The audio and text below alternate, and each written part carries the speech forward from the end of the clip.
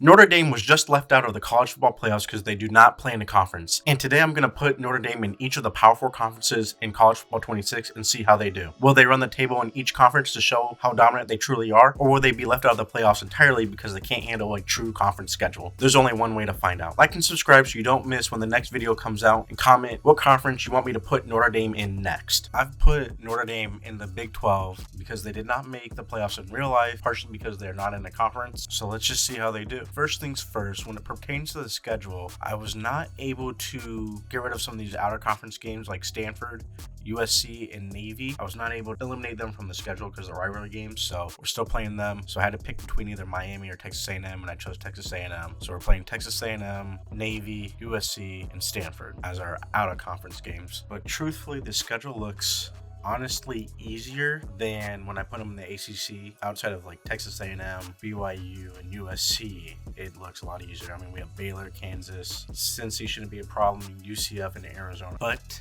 the same with the last video. I'm not going to be playing these games. I'm going to be simming them and jumping in when it's a close game. Can Notre Dame win it all or even make the playoffs in the Big 12? So first game of the year, Texas A&M. Hopefully we can pull this out. When we put Notre Dame in the ACC, they actually lost to Texas A&M. Start of the game, we go down, score, put up 7. Getting into halftime, it is looking like it's going to be still a one-score game. No, Texas A&M ties it up right before half. This is where we're going to be jumping in. Just under 3 minutes left. We're only up by a touchdown, and Texas A&M has the ball. In first play of the drive, they're able to complete a 12-yard pass. Almost looked like we were going to get a sack for a second, but Marcel Reed was able to get the ball off just in time.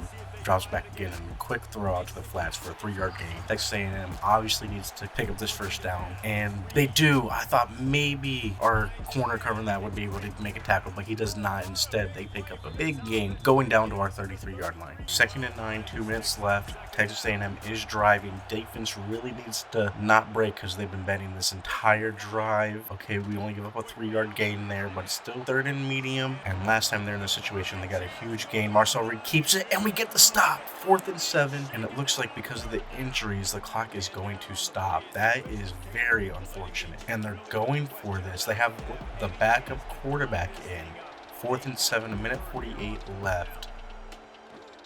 I thought we'd get the sack, but he throws a touchdown. Are you kidding me? A 29-yard touchdown in the middle. There was like 3 guys all around him, and he just found it in the window. That was a backup quarterback on his first play in 2. That is absurd. Now, the good thing is we are getting the ball, and it's only tied, and we have a minute 42 left with all 3 timeouts. So we can take our time, drive down the ball, potentially hit a game-winning field goal as time expires. And we pick up, did we get the first? We did get the first down, our first down, so we're moving the ball, pick up of 11 on that first play of the drive to see what we can do here on our new set of downs. Eli Raridan right down the middle, and we are in Texas A&M territory already 2 plays into the drive. So at this point, I'd start running the ball, giving the ball to Jeremiah Love, try to make them waste timeouts or let that clock run. Instead, we are still throwing it, and we pick up about 14, it looked like. Like I said, I give this to Jeremiah Love. Instead, CJ Carr pulls it, but still picks up about 4 yards. Again, I'd let this clock tick down. It does not look like we're going to. We snap it with 30 seconds still left on the play clock, but Jeremiah Love gets into the end zone, and we take a 24-17 lead with just over a minute left. So they have to go 84 yards in a minute and 3 seconds without any timeouts just to tie the game. Field goal does not do them any good here. Marcel Reed is back in the game. He just throws it to the receiver on the screen. It picks up 4 yards, but that play used up a lot of time since he did not get out of bounds. This drive started with a minute 6 seconds, and now they're already down to 45, but they pick up a huge gain there down to the 34. Injury is going to stop the clock. So 44 seconds. Clock is ticking. Marcel Reed throws it to the sideline, but he gets tackled inbounds. So this clock is running. They need a big gain or to spike the ball. It does not look like they're going to spike it. 30 seconds left. They have not stopped the ball yet.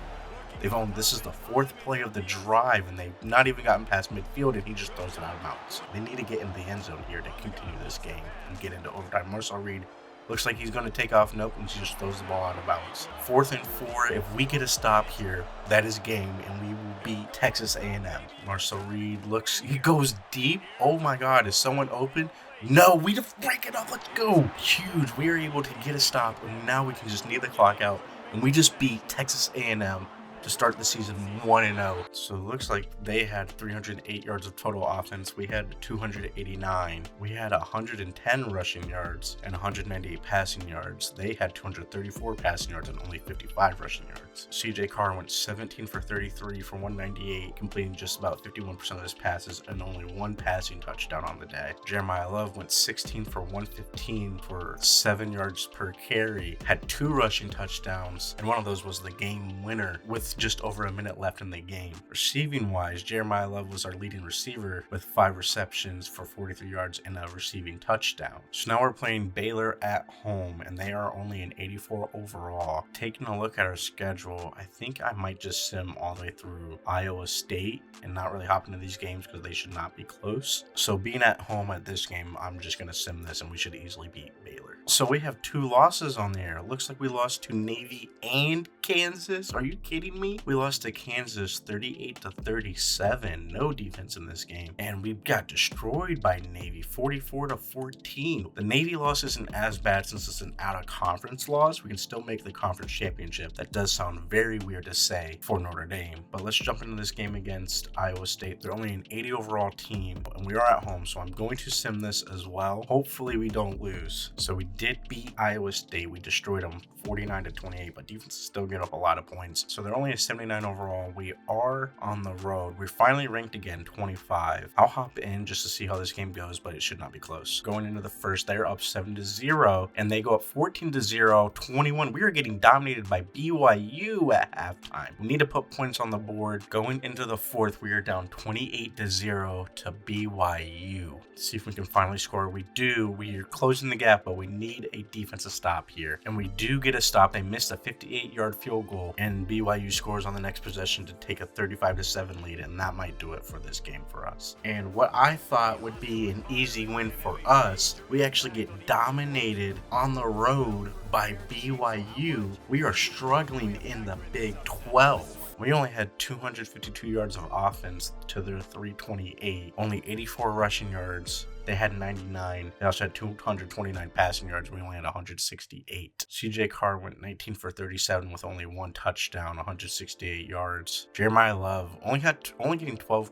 carries is criminal, had 55 yards, no touchdowns. Malachi Fields was our best receiver on the day, 7 catches for 67 yards, no touchdowns. Jeremiah Love had the only receiving touchdown on the day, but it doesn't matter. We got dominated by BYU, and we are now 3-3 overall and 2-2 in conference play. So now that our season's essentially over, it feels like we're playing a 2-4 Cincinnati team who's a 79 overall. We're just simming this till next week. So we did beat Cincinnati just barely, 36-33, but our defense has been giving up a crap ton of points all season. We do play a 4-1 USC team who's ranked 18th. So this is a must-win game for us. Every game at this point is a must-win game, but especially our next 2 against number 18 USC and 11 Kansas State if we want any hope of making the playoffs. In conference, we are in 6th place at 3-2 in conference play. Basically no shot at making the conference championship, it feels like. We are at home, so that does give me some hope. Now let's see if we can get on the board first. We do with a field goal. Another field goal puts us up 6-0, and defense is showing up this game, but offense isn't quite yet. It is 6-3 in the fourth quarter. Score is now 6-9. Nice. With 2 minutes left, USC has the ball, and this is where we'll jump in. So with all field goals this game, an offensive struggle or defensive battle, however you want to put it. The score is 6-9 with 2:33 left, and Jaden Mayava throws a great ball down to the 41. Huge pickup there for USC. Defense needs to step up and get a stop here for the offense. Empty backfield on 2nd and 10. Clock is ticking, which we do want. Hopefully we can get a stop. Defense, someone breaks through the line, but does not get the sack, but affects the throw. Incomplete pass, 3rd and 10. 2:06 left, 3-point lead. This is a huge down. If we could get a stop here, they would most likely go for it, I would imagine. And he launches a ball deep to a smothered receiver and is broken up 4th and 10. Do they punt it or go for it? They are going for it. 4th and 10. This is crucial if we get a stop here. And we do. We break it up. We have the ball on USC's 41-yard line, and we need 1 first down because USC does have all 3 timeouts. And we hand the ball off. No, it's a keeper by CJ Carr. He gets stuffed. Why does he always pull it? He should just hand the ball off to the best player the best running back in college football. But 2nd and 13, we should not be throwing the ball, and we are not, but we do not get any yards. So if we can pick up a first down on this play, we can knee the clock out. But if we do not, they will have a chance. And CJ Carr pulls it again with blockers, but he is too slow. Makes it 4th and 7. We are kicking a field goal. This would be about a 52-53 yarder, I believe. And this would put us up by 6. And he drills it. They need a touchdown to take the lead. A field goal does them no good.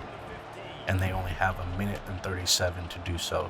And they have to go 85 yards. So 1st and 10, Maeva takes a little drag route to Jacoby Lane and picks up 6. Honestly, that is fine. We'll give them that all day because that's going to waste a lot of time. And they do not have timeouts, so they cannot stop the clock unless they get out of bounds. And he drops back again, delivers another ball to Jacoby Lane, and this time it's a bigger pickup. They're now down to the 35. Clock is still running, and he has not snapped the ball. Finally does. He's dropped back, throws the ball again, and it is intercepted.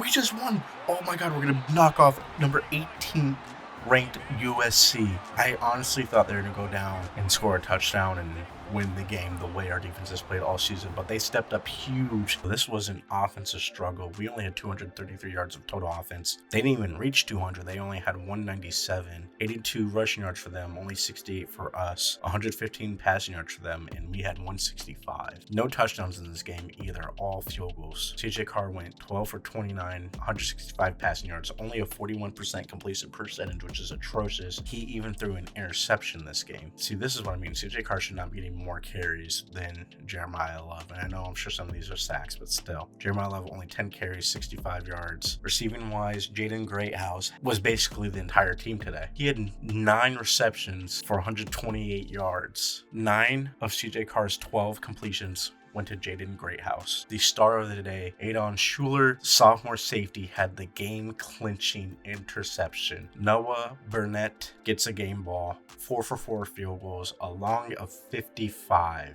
So we are now ranked, and we're playing 7-1, 5-0 in conference, number 5 ranked Kansas State. And thankfully we are at home. Let's get into this game. Obviously we're going to jump in. This is the number 5 ranked team in the country, and we're at home. Another must-win game, and if we win this game, we have some life for the playoffs. Let's see if we can beat the number 5 ranked team in the country. At the end of the first quarter, it is 0-0 tie. Another offensive struggle for us, which I think works better in our favor. 0-0 coming out of halftime. And going into the fourth, we finally score a touchdown. We are up 7-0 with under 2 minutes, but Kansas State scores just right after the 2-minute warning, and let's jump in. We have the ball now, a minute 49 left, all 3 timeouts. We have to go 75 yards for a touchdown, or if we play this right, we can kick a game-winning field goal. And I do have faith in our kicker, who went 4 for 4 2 weeks ago because we had a bye against USC and kicked a 55-yarder. Going on this drive, we have 2 straight completions, 2 short completions for which sets up a 3rd and 3. Needed first down here, obviously. We almost get sacked, but he gets it out to Jeremiah Love, who tries to reach for it, but cannot pick up the first down. 1 minute and 11 seconds left. Kansas State has the ball with 2 timeouts. They need to go 72 yards for a touchdown, and that's a great start to their drive, immediately picking up a first down. They do not need a touchdown this drive. They can kick a game-winning field goal, so defense really needs to tighten up here. And they get a short completion down to the 44-yard line, 2nd and 5 for them. QB delivers again to the tight end. They're at our 43-yard line. It is not looking good for us. This is a must-win game more than anything else. We're desperate, and we get a huge sack. 2nd and 19, drop them all the way back into their territory. They're at their own 48-yard line, clock ticking just over 30 seconds. By the time we get this off, we'll be under. And we can not give up a big play here. We do not. They only get 6 yards back. But it doesn't matter. They have no timeout. So either they need to get out of bounds or an incomplete pass, which happens. But they're not in field goal range, which is huge. We are going to get the ball back. So if we can get into field goal range, we have a chance to kick a game winner. But we are going to run a QB keeper. And CJ Carr gets moving. And he picks up actually a very nice game, but only 10 seconds left. So we basically need to get into field goal range on this play here because we only have time for 1 more and then a field goal. We do have timeouts, and that's not going to do it. And instead of calling a timeout, we're going to run hurry up and let the clock expire? Are you serious? What is up with the AI in this game? We had a chance at least a Hail Mary, but we let the clock expire, and now we're going to overtime. Let's see if we can get in the end zone. I would just hand the ball off to Jeremiah Love over and over again, and we do here. Bumps into his receiver and picks up nothing and gets injured on the play. CJ Carr drops back, scrambling around, and takes a huge sack of 9 yards. 3rd and 19. Let's just make sure we don't lose any more yards so we can stay in somewhat field goal range and pray they do not score a touchdown. And they do send pressure. CJ Carr moves away, and we pick up the first down. Somehow we get like 19 and a half yards when we needed 19. I cannot believe that just happened. But 1st and 10 on the 14-yard line. See if we can get in the end zone. And that was a tight window throw by CJ Carr. He got it off, and now we hand it off to Price, who breaks a bunch of tackles and almost picks up the first down. And Jeremiah Love is back in the game, so I would hand the ball off to him here, but instead we're going to throw it, and they counted that as a catch. I thought that was going to be incompletion. We have the ball 1st and goal from the 1-yard line, and this is where you have to give the ball to the best player in the country, right? We do. He breaks a tackle, breaks another tackle, but cannot get in. He broke 2 tackles in the backfield, but could not break the 3rd, and Price is back in, so we're most likely going to throw the ball here, I'd imagine. No, it's another handoff to Price, and he doesn't get in either. We run a speed option, and CJ Carr pitches it, but Price tries to spin and spins back into the defender. Do we go for this or just kick the field goal? That's the question. I would go for this, I'll be honest. But I'm not controlling this. It's the CPU, and they just decide to kick the field goal from the 3-yard line. I did not like that last play call there, I'm not going to lie. Especially if you're just going to spin, you should have just tried to beat them to the edge and dive into the end zone. But defense, can they come up and get a game-clinching turnover like they did against USC? Or at least hold Kansas State to a field goal. On the first play of the drive, the quarterback just throws it into the dirt 2 yards in front of him. Should have been intentional grounding, but I guess it was a player standing somewhat in the area. 2nd and 10 now. We send up a lot of pressure, and it does not get there. The running back breaks our safety's ankles and gets into the end zone, and that's how we lose the game. We outplayed them just in every metric except the score. More first downs, more total yards, 311 to 185, more yards per play, 4.9 to 3.3, had more rushing yards, 79 to 59, more passing yards, 240 to 126. We just couldn't get into the end zone much, only the one time. Even on the goal line in overtime, we couldn't. At this point, I think it's safe to say that we are not going to be ranked anymore, and we don't really have a shot to make the playoffs at all with 4 losses and no hope at the conference championship with 3 conference losses. I'm just going to sim through the rest of the season. Looks like we are ranked at the end of the year, so we must have went on a win streak. We do. Finally found some offense against some bad teams, though. Looks like we finished 3rd in conference standings, but Kansas State and Texas Tech are going to be playing each other in the conference championship game. Let's go see who we will be playing in a bowl game. Byron Brown from USF won the Heisman Trophy. Wow, that's interesting. And we are playing South Carolina in the Kinder's Texas Bowl. Taking a look at the CFP bracket, the top seeds were Penn State, Georgia, Virginia Tech, and Clemson. Texas Tech and Kansas State make it out of the Big 12. Illinois made it. This is an interesting bracket. One of the most interesting brackets I've seen in this game for 2025 season. Jeremiah Love did make All-American first team. He did not do that in the ACC conference sims. Good to see he did that here. So Jeremiah Love did not win the Doak Walker Award. Damian Taylor from Ole Miss did, but he came in 2nd. But now we play South Carolina, who went 7-5 this season, and it is an 82 overall in the Texas Bowl. So let's see if we can get to 9 wins on the year and at least win our bowl game, which we did not do in the ACC set. Let's go quarter by quarter here. It looks like we were taking an early 7-0 lead. So coming out of the second quarter, we are up 7-0. See if we can extend our lead. Instead, they tie it up and actually take the lead from us, and we take it back going into the half, up 14-10. So going into the third, we're up 14-10, and we extend that only by a field goal, but they take a touchdown right before the fourth quarter and tie it up at 17 all. And we kick a field goal on our next drive, retaking the lead, and they tie the game up with 1:07 left. We have the ball with 1:07, tied at 20. We have all 3 timeouts. They still have 2 timeouts. We are starting at our 23-yard line. Need a chunk play here. CJ Carr gets it off right before he gets sacked, and it is dropped. It was almost a great throw and catch there, but the receiver dropped it. So CJ Carr gets it off again before he gets sacked, and number one redeems himself by picking up that first down. Just need to get into field goal range.